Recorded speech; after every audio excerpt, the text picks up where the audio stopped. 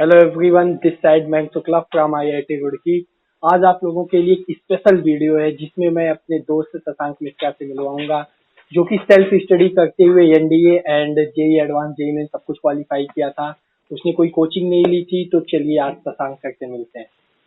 और शशांक सर, क्या हाल है? हेलो मयंक भाई, कैसे हो? मैं मस्त, अपना बताइए। बस यार बढ़िया। अभी तो ऑनलाइन क्लासेस ही चल रही है अपनी। तो एक बार जरा इन सबको इंट्रोड्यूस करवा दो अपने बारे में। हाँ, hello guys, this is Shashank Mishra from mechanical second year from IIT Roorkee and I secured JEE Advanced rank of 2590. Yeah. And he also secured All India rank 1718 NDA। तो Yes. शशांक, आपने शायद कोई कोचिंग नहीं ली थी अपने जेई के प्रिपरेशन के time पर।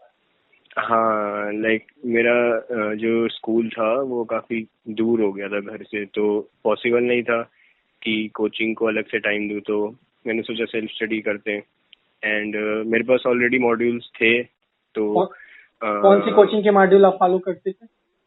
मैं रेजोनेंस के मॉड्यूल्स फॉलो करता था और उसी की टेस्ट सीरीज भी ली थी। अच्छा, आप रेजोनेंस का मॉड्यूल फॉलो करते थे, उसकी टेस्ट सीरीज लिए थे। एंड उन सब के अलावा जैसे कि क्लास आप रेगुलर जाते थे, जो आपका बोर्ड का क्लास होता था? स्कूल की क्लासेस? हाँ, स्कूल की क्लासेस। स्कूल की क्लासेस कभी कभी स्किप कर देता था क्योंकि 75% जरूरी था अटेंडेंस, तो फिर वो मेंटेन किया हुआ था मैंने। तो अच्छा। उससे तो एबव था ही 12th में 75% अटेंडेंस है। और फिर मतलब बुक कौन सी यूज करते थे? जैसे कि स्कूल में तो उस लेवल की थियरी पढ़ाई नहीं जाती जो अपना जेई एडवांस में आता है। फिर भी जेई मेंस कवर हो जाता है, बट जेई एडवांस नहीं कवर हो पाता। तो आप हाँ, उस जेई एडवांस के थियरी तक पहुंचने के लिए, उसके कॉन्सेप्ट को पढ़ने के लिए आप क्या करते थे? जैसे मैं तो सबसे पहले मैंने NCERT अच्छे से करी थी, उसकी बैक एक्सरसाइज अच्छे से लगाई थी। देन फिर मैं धीरे धीरे मैंने लेवल बढ़ाया और फिर मैं रेजोनेंस की एक्सरसाइज 3 करने बैठा। वो जेई मेंस लेवल की होती है, फिर वो क्लियर किया। देन फिर एक्सरसाइज 2 करना शुरू किया जो जेई एडवांस की लेवल की होती है। उसके बाद फिर अच्छे कॉन्सेप्ट्स करने के लिए फिर मैंने कुछ हाई एंड बुक्स टच करी, जैसे केमिस्ट्री में MS चौहान जैसी बुक्स को टच किया, और फिजिक्स में DC पांडे। मैथ्स में मैंने 2 बुक्स फॉलो करी थी, एक सिंगेज की जीती वानी एंड वो उसके कोऑर्डिनेट ज्योमेट्री के लिए और लीनियर अलजेब्रा के लिए थी, एंड अमित अग्रवाल की थी मैंने integral calculus and differential calculus के लिए। अच्छा, मतलब आपने कई बुक्स को यूज किया था सब टॉपिक को देखते हुए ना। तो हाँ, हाँ। मतलब डिस्ट्रैक्शन नहीं हो रहा था, एक बार इस बुक पे जाना, दूसरी बार उस बुक पे जाना? और हाँ, डिस्ट्रैक्शन तो होता था कि पहले वो बुक कर लूँ, वो ज़्यादा सही रहेगा। बट फिर यही सोचता था यार कि अभी तो लेवल नहीं है उस बुक को टच करने का, तो फिर करने का भी कोई मतलब नहीं है। सो पहले अपने बेसिक्स बिल्ड कर लूँ, उसके बाद फिर हाई एंड बुक्स टच करूँगा। तो अच्छा, ये बताओ कि मतलब जब घर पे रहते थे तो फैमिली का डिस्ट्रैक्शन नहीं होता था तुम्हारे साथ? या घर पे टीवी मोबाइल इन सब एसेसरीज ज्यादा पड़ी ही रहती हैं, तो उन सब का डिस्ट्रैक्शन तो होता है बहुत से लड़कों को। हाँ, बट एक्चुअली मैंने जेई एडवांस तक फ़ोन ही नहीं लिया था। मेरे पास वो डब्बा वाला फ़ोन था कि जस्ट कॉलिंग वॉलिंग हो जाए। तो घर और घर के लोगों के पास तो रहा होगा, मम्मी के पास, पापा के पास? हाँ था, बट मैं यूज़ नहीं करता था क्योंकि यार मेरे को पता था इनसे डिस्ट्रैक्शन ही होना है और तो कुछ होना है नहीं। तो जहाँ तक वीडियो लेक्चर्स की बात थी तो वो मैं लैपटॉप से देख लेता था, और उसके अलावा मेरे को कुछ ज़रूरत थी नहीं। तो क्या आप किसी के और वीडियो लेक्चर देखते थे क्या? हाँ, मैं वीडियो लेक्चर्स मैंने फिजिक्स के लिए एनवी सर को फॉलो किया था, काफ़ी पॉपुलर है। मैंने फिजिक्स के लिए ही बेसिकली वीडियो लेक्चर्स देखे थे बस, और तो किसी के लिए नहीं देखा था। तो अच्छा।